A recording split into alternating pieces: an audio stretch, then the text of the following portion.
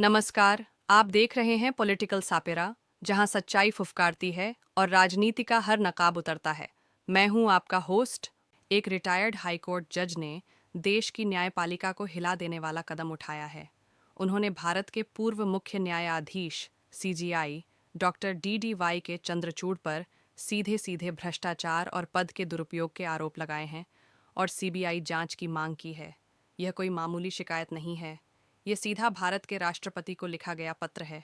इस लेटर में कहा गया है कि पूर्व सीजीआई ने सिर्फ एक नहीं बल्कि 2 बार अपनी कुर्सी का गलत इस्तेमाल किया, और वो भी सुप्रीम कोर्ट की समर वेकेशन के दौरान।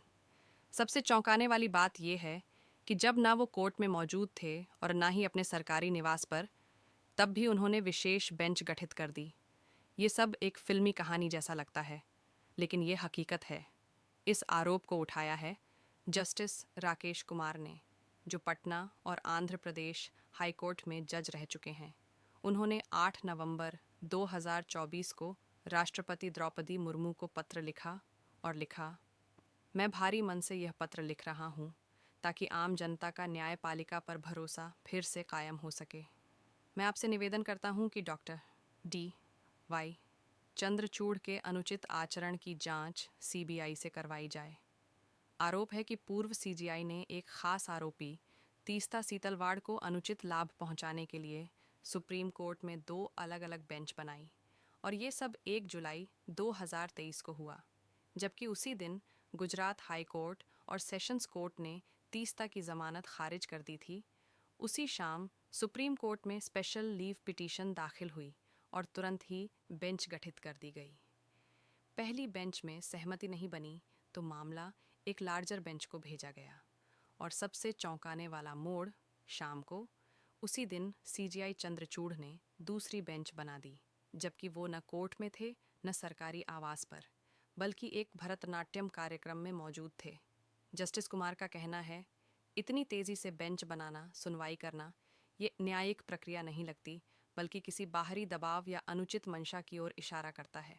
उन्होंने यह भी लिखा कि अगर इन तथ्यों की सही से जांच हो तो प्रिवेंशन ऑफ करप्शन एक्ट की धाराएं लग सकती हैं। यहाँ तक कि उन्होंने आशंका जताई कि इसमें और भी लोग शामिल हो सकते हैं जो सीजेआई को प्रभावित कर रहे थे।